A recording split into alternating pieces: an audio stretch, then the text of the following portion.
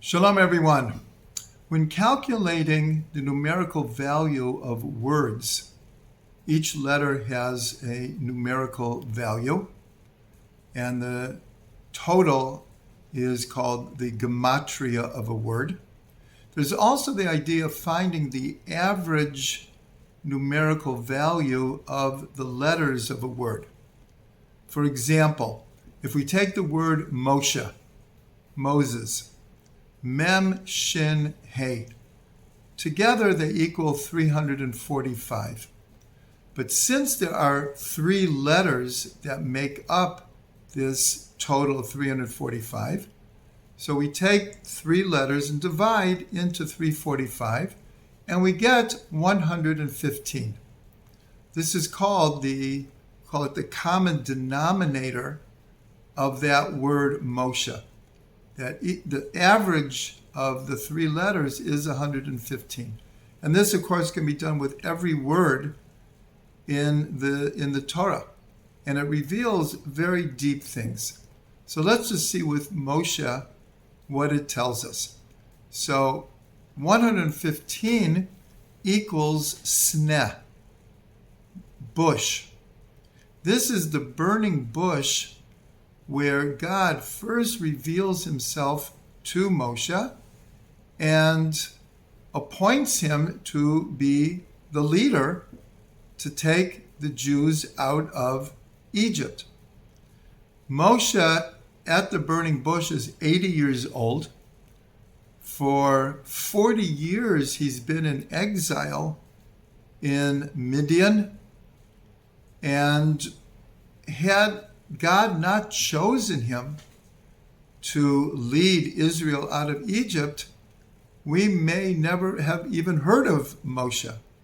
In other words, God's revelation at the burning bush is the beginning of Moshe fulfilling the very mission that he was brought into this world. And this is a very important idea, is that the common denominator, or the average number of the three letters of Moshe, equals sneh. And by fulfilling his mission that was revealed to him at the sneh, in fact, in the beginning, he fought against it. He thought he wasn't up to it. He wasn't qualified. There were other people better than him. And yet God very patiently explains to him, not only can you do it, but this is your mission in the world.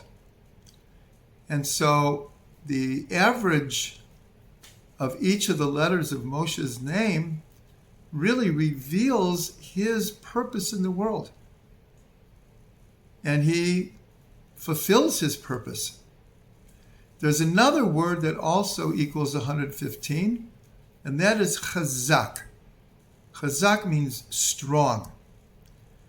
And when we finish a Chumash, one of the five books of Moses, the tradition is everyone stands up and usually yells out, Chazak, Chazak, v'nitchazek.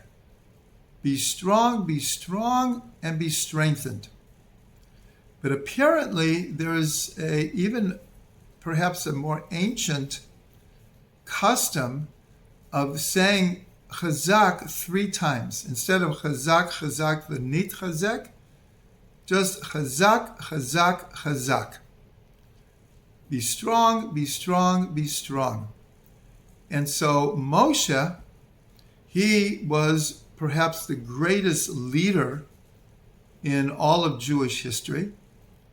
He was the agent, God's representative, to take Israel out of Egypt. This was, I'll call it almost a mission impossible. It took 10 plagues, miracle after miracle. And then Moshe had to deal with the people for 40 years in the desert. And so he was not only one of the greatest leaders, but his strength was almost superhuman. In fact, at the end of the Torah, he's called Ish HaElokim, the man of God. And the Midrash actually says that from the waist up, he was like God. From the waist down, he was a human being. What it's really telling us is not that Moshe was like God, but Moshe had perfected his soul to such a degree that he was a perfect vessel for godliness, and yet he was still a human being. We never raise our great righteous people to be gods. They're human beings, and they have possible faults. No one is perfect. But Moshe is chazak, chazak, chazak. That is who he is. So 3 times chazak equals Moshe. But the beautiful thing is that in the Parshat Bahalotcha, Moshe is described as the most humble person on the face of the earth.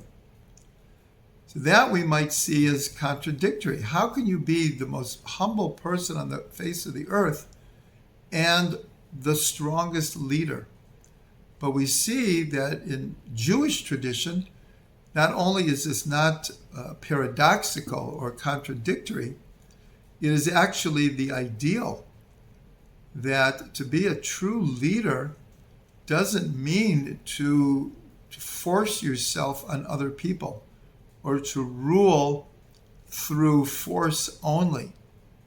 Moshe was truly the most humble person on the face of the earth, but at the same time, his essence was chazak, chazak, chazak.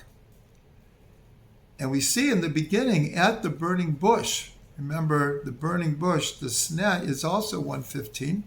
He doubted his strength. He doubted he was the right person, that he could pull this off. And yet, once God, convinced him that he could do it, he takes that leadership role and he runs with it. And actually, when we look at the next few portions in the Torah, we see it was a process. He didn't all of a sudden become this perfect leader. He still had his doubts, his moments of questioning, but we see little by little he entered into the role of being the leader of not only that generation, but really of all generations. He is the one through whom the Torah was given. Moshe kibel Torah miSinai. That's how Pirkei Avot begins. So here we see, by analyzing the average of the letters of a word, how many deep things can be revealed.